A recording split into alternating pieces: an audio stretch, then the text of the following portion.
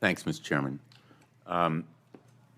Since 2019, the funding for, disregard this chart for a moment, since 2019, funding for the VA Community Care Program has increased from $9 billion to more than $48 billion in the VA fiscal year 2026 request. That's an increase of 530%. That's a staggering increase, wouldn't you agree? Ranking member, that's a large increase. Over that same period, funding for VA direct care has increased by far less, about 200%, from approximately $50 billion to $70 billion. Why the disparity? Ranking member, I think that goes back to my prior comments to the chairman that these numbers are not risk adjusted. And so what they show is we have more veterans receiving more care. It doesn't account for the type of care those veterans are receiving. I think back to the point the chairman made too, that they are receiving disproportionately emergency care, in-home and geriatric care, which are expensive services to provide. And so what I would say is the measure of this is not just the gross spending and what the difference is. What I'd say is what is VA getting for it? And does VA have the tools to ensure that we are getting the highest value of care for those dollars and that we are maximizing our dollars to get the most that we can?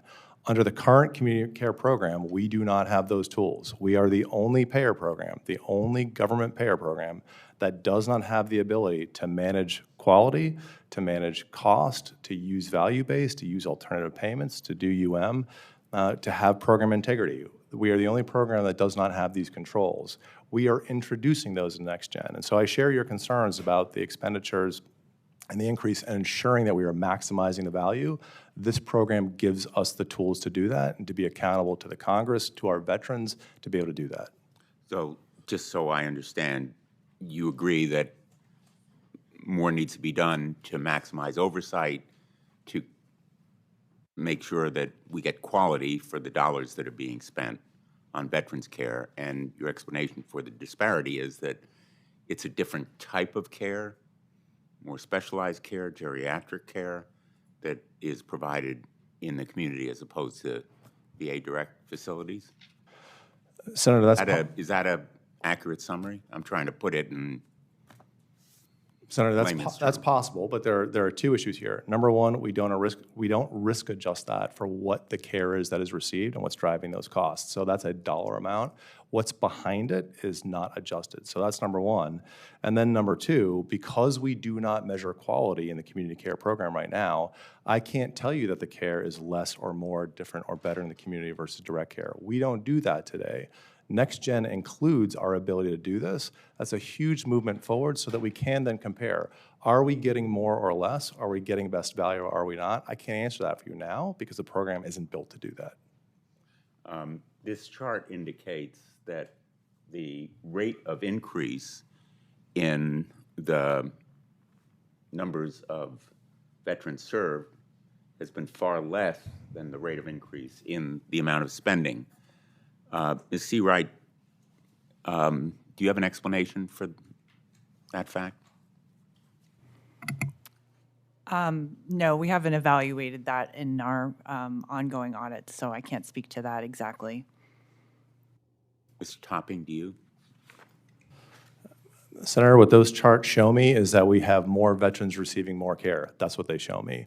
The ability to dive into what that care is, whether that's the right care, whether it's the appropriate care, whether there's good value for that care, that doesn't show me that. And the program today is not built to do that. Next Gen is, which is why this is so exciting for us. Well, I would suggest that we need to answer those kinds of questions. You don't have answers right now. You say that the program isn't designed to provide those kinds of answers, but anybody running a healthcare program would say we really ought to be answering those questions. Wouldn't you agree? Senator, I want to answer those questions, which is why we have designed Next Gen to include these tools and capabilities. I want to answer those questions. Okay. Talking about next generation, Ms. Seawright, Your report indicates that we need to, and I'm quoting, community care providers should be incentivized to meet the same training and quality standards as VA providers. Isn't the word incentivized a little bit light on requirements? Shouldn't we absolutely guarantee that they meet the same training and quality standards as VA providers? Providers, whether they're in the VA or in the community, have a standard that they are all trained to, right? But within VA, they are, have additional standards that they train to, the culture of the veteran, to serve the veterans. So, in our position, the VA is asking the community providers to do more, to, have a higher level of education or awareness of the community that they're serving. So, But I guess maybe saying, instead of just incentivizing them, shouldn't they be absolutely required to meet the same standards of quality and training and efficiency and all of the criteria that a veteran going to a VA facility has a right to expect if it's within the contract, yes, they should be required. in the contract as a matter of definite provisions and requirements? Correct. And let me just ask you very quickly, finally, Ms. Seawright, have you looked into amounts of overpayments or lack of contract enforcement relating to community care since the enactment of the Mission Act? Yes, we've done quite a bit of work in relation to community care since the enactment of the Mission Act. That work varies from, payment oversight to services provided. Our investigative division looks at fraud investigations and, things that evolve from hotlines as well. And in the payment integrity world, we also do annual reviews of the reports that VA provides on, underpayments and overpayments to community care as well. Do you have an estimate as to how many taxpayer dollars have been lost to improper payments or lack of enforcement?